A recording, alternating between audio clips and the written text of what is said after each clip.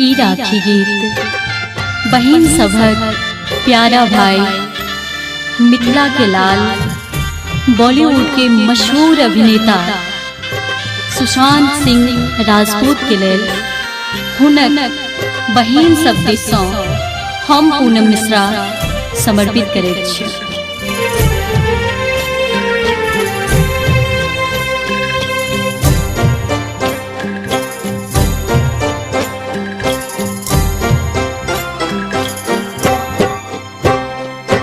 सुनु यो सुशांत भाई रक्षा बंधन आई, रक्षा बंधन आई, आई राखी लियो ने बन्हाई, आई राखी लियो ने बन्हाई। सुनु यो सुशांत भाई रक्षा बंधन आई, रक्षा बंधन आई, आई राखी लियो ने बन्हाई, आई राखी लियो ने बन्हाई।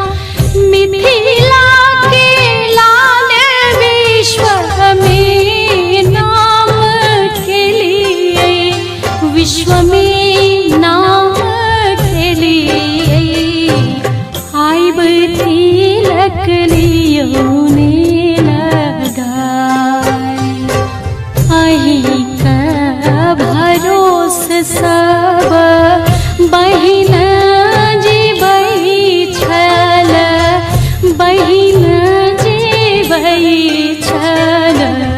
सुनु यो सहोदर भाई, सुनु यो सहोदर भाई।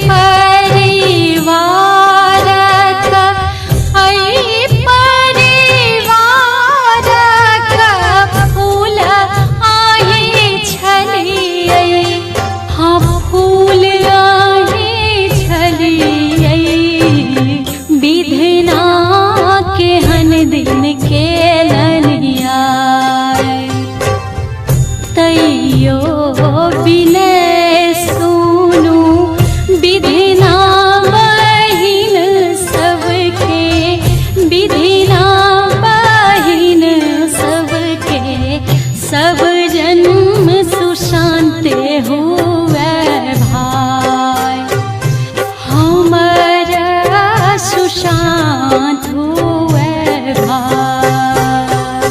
सुनु यो सुशांत भाई रक्षा बंधन आई, रक्षा